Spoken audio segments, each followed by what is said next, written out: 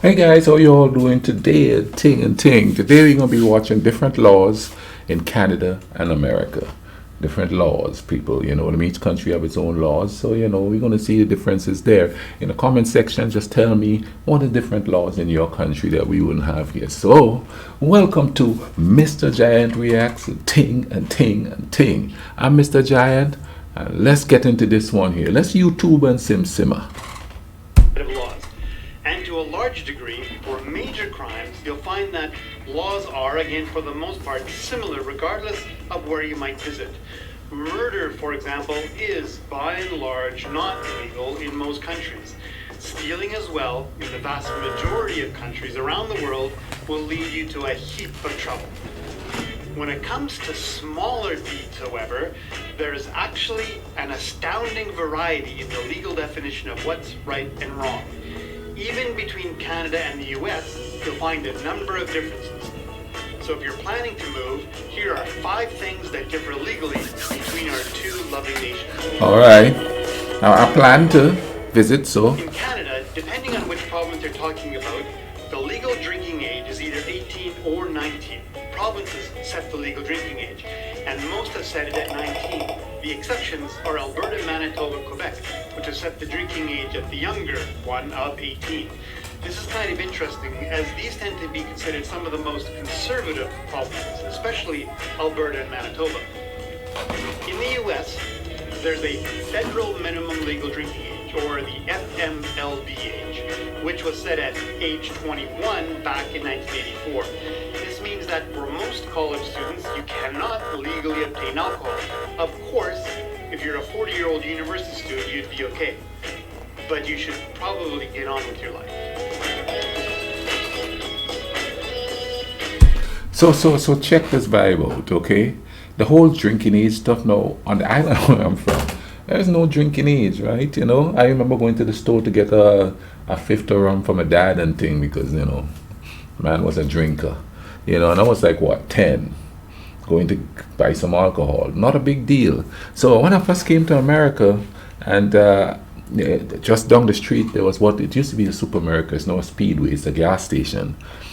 So I'm walking in the gas station, and that was like what, a year and a half, 2 years after I came to America. So I'm walking into the gas station, and this gentleman asked me if I could get him some beer, you know what I mean? And I was like, okay, well, all right, not a big deal. So I go in there, bought the beer, 24 case, handed it to him, gave him his change, walked back to the car where my ex-wife was waiting for me, and she said, what did you just do? I said, oh, that dude, that fella did just ask me to buy him some beer. She said, oh, you could have gotten arrested. And I was like, why? What do you mean I could have gotten arrested? She said, because that was an underage kid.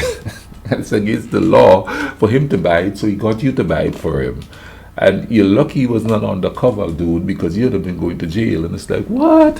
And that's the first time I've ever heard of not being able to buy any kind of liquor after a certain age. Now, some people will not sell liquor to kids on the island.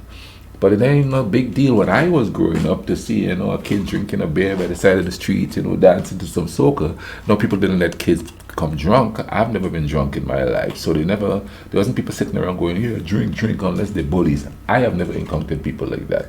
If you say I don't drink, they respect that.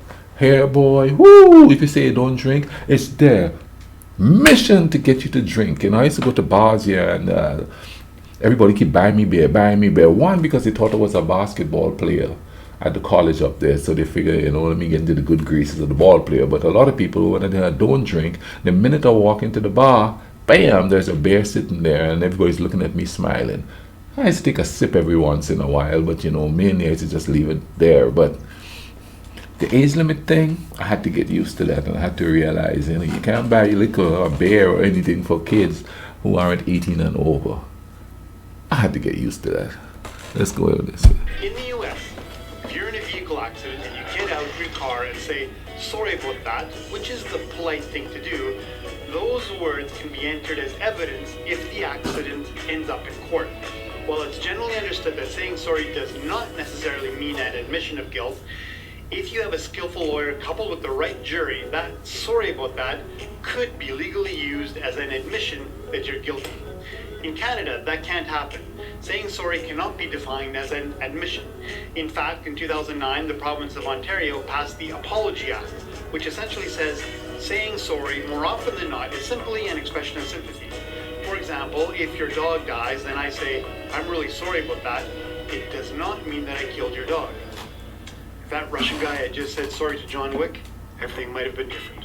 After all, Keanu Reeves is a Canadian. He gets this. How crazy is that?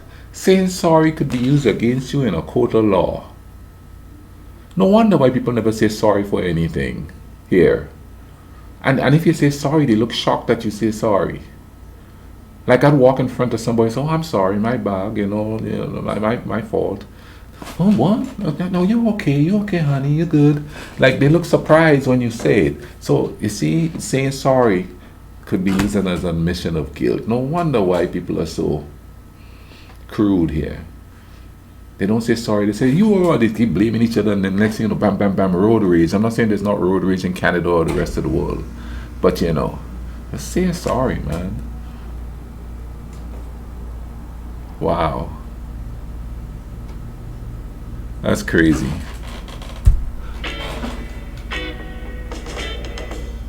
So I remember both opening Kinder Surprise eggs as a kid and giving them to my kid. Mostly so that I can play with them. Half the fun is getting those little toys and putting them together.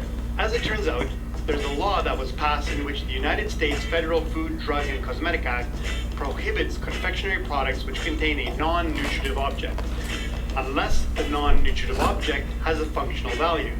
And I guess those little toys, while super fun, aren't that nutritious.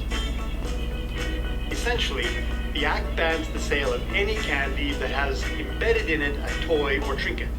In 2017, a product called Kinder Joy was allowed in the US, and this is just a plastic egg.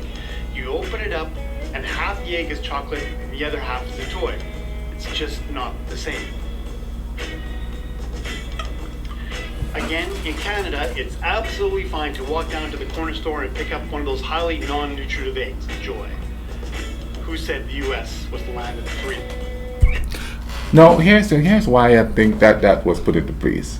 You know what I mean? They guise it probably into the sense that, oh, we're protecting the children. What if the children swallow it? Oh, this is bad. You know what I mean? But it's probably a corporation that say, oh, wait a minute, you know what?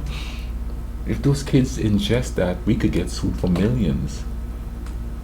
We need to lobby to get a law to stop that. That's the other flip of the coin there, because people are thinking, oh, we're doing it for the children. We're doing it for the no, they're doing it to save somebody money, because somebody's child is probably going to ingest that thing, and then they're going to get sued for it.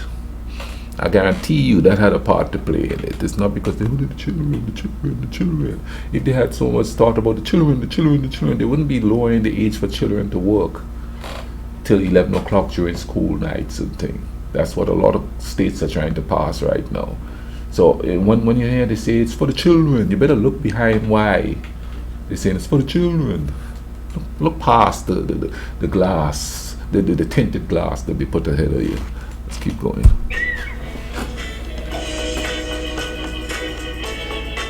This one is a bit tricky, and I'll admit a bit misleading, because contrary to what some people believe, you can now buy a ticket to Cuba from the US, but there are some arbitrary restrictions, like you have to choose a category of the kind of travel you'll be. But by and large, Americans can now travel to Cuba. The reason this one is on the list is because, well, I thought that it was interesting that there were restrictions. In fact, up until May 2016, it was absolutely illegal for any American to travel to Cuba as a tourist. All restrictions were lifted briefly, but some things were reinstated again in 2017. For example, U.S. cruise ships are currently not allowed to visit Cuba at all. But here in Canada, it's always been super common for anyone to go into any travel agency and buy a ticket for Cuba. No one is ever questioning this at all. It's super easy, almost mundane. Now, people are thinking, listen, from what I understand talking to people, they think, oh, you go to Cuba, you could get hurt, or you could be a spy. Yeah, you could turn into a spy, and you could do this and you could do that. The main reason why they stop people from going to Cuba is because places like Cuba would depend on tourism as an income. It's a way of shutting them out so nobody's making money, and you can starve the people out that way. That's exactly what that's one of the main parts about it. They're punishing the people because they didn't like the government. And what they fail to realize is that some people live in countries where you might not like the government, but they won't like the government neither, but they can't do anything because the government have a strong hold on them. And history tells you that if a place is being ruled for a long time by a certain party, and then there's a sudden shift in that, it's pure chaos for years to come after that, and then you have people who say, well, that was better under the good old days, you know what I mean, and then they would want the same thing to come back because see, there was an assumption of order and an assumption of peace, you know what I mean, even though they were living under not so great conditions.